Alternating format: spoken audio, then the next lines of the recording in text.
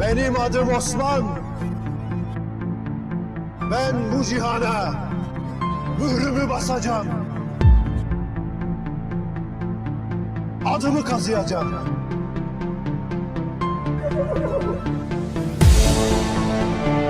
Gönlümüze düşen ataş, on misilli bir